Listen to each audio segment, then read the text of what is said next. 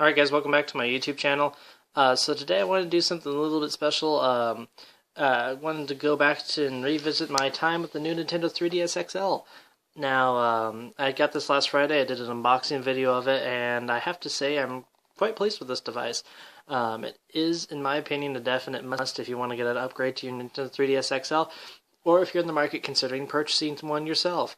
Now, keep in mind there are not any software variants that were released in this North American market right now that support this, so we're going to have to wait a little bit. The soonest one that I believe is coming out is Xenoblade Chronicles 3D, which I believe is shooting for April 20th release date. Correct me if I'm wrong, guys, but that's what I saw in the news recently. So, yeah, my experience with this so far has been a pleasant one. I've had a wonderful experience basically being able to play around with it, get a hands-on experience with it, and especially see how that C-Stick actually works. A good friend of mine let me borrow his copy of Monster Hunter 4 Ultimate, so I thank you very much, man, for that if you're watching this video.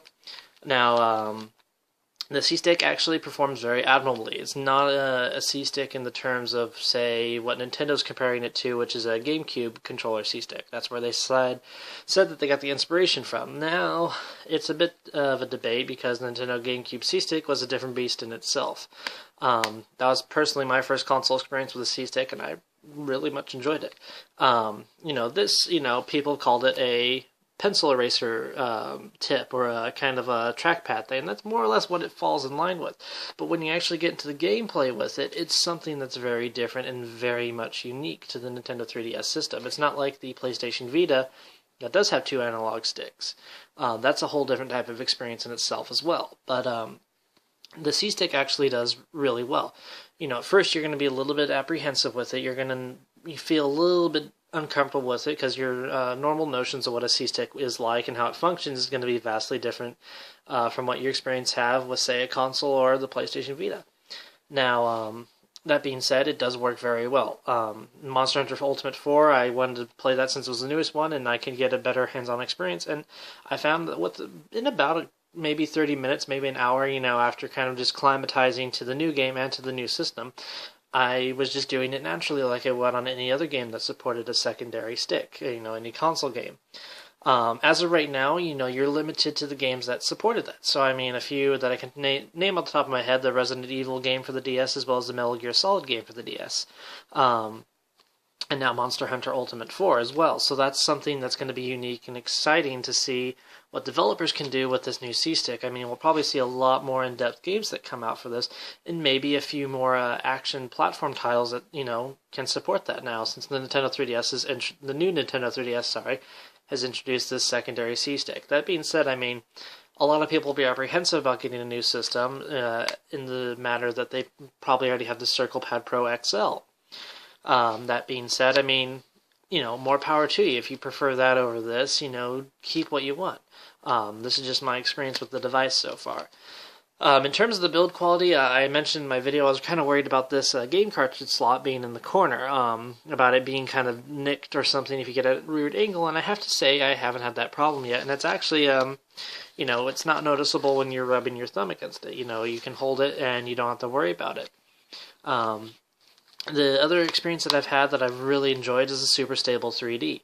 I don't remember if it was an article on Kotaku or IGN that I was reading, but a commentator eloquently put that on the old 3DS XL model, or the original regular small 3DS, whenever they got a new game, you would turn the 3D on and be mesmerized in its spectacular stereoscopic 3D, and then you turn it off, because most of us didn't want to sit in that sweet spot and play the whole game like that. With the Super Stable 3D, it changes the games drastically. Older games that I've revisited, like Animal Crossing or Fire Emblem Awakening, have had a drastic change in quality. I played the games in 3D now. Personally, I still very much am aware of my battery, so I don't keep it on all the time. But I find myself turning it on more and more, keeping it on for longer periods of time because it tracks my emotion. Now, one complaint that I have with it, that I haven't really heard some reviewers make, is that your glasses have a drastic influence. If you're in a room that has a lot of backlight, or there's a bright window in here that's reflecting off your glasses, I noticed that this camera, the the wonderful tracking laser, or the infrared. I'm not quite sure what it is. I'll have to do a little bit more digging, but it's having problems tracking my eyes when I have my glasses on. Whether that's due to glare or just that the glasses for some reason just interfere with the laser or infrared beam trying to track my eyes, is something that I haven't fiddled with. Nighttime play is, good as well, but then there's the glare factor with my glasses.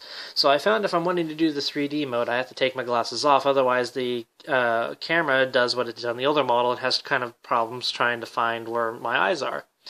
Now, that being said, though, it's still a very fantastic system, and it really is the best system for a 3D experience if that's what you're going for. Now, in terms of the processor for introducing those faster download times, I have noticed that, most noticeably in the download for Shin Megami Tensei 4. That's a pretty big game if you haven't downloaded it before on the eShop. About 14K blocks to download, and depending on your Wi-Fi connection, it also will have effect on that. That being coupled with this processor, how much of that is true is beyond me. I have noticed, like I said, Shin Megami Tensei 4 downloads a lot faster on this than it did my old model. There's about a 2-hour difference there. Out of, say, maybe a 3-hour or 4-hour download time. Now, whether or not that's affected by your Wi-Fi as well remains to be seen, as, Nintendo hasn't really directly stated that yet.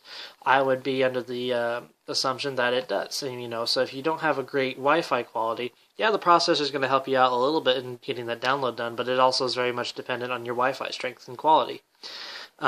But other than that, really, in terms of battery life, it does last a lot longer than my original model, and charge time is just as quick, if not even a little bit quicker.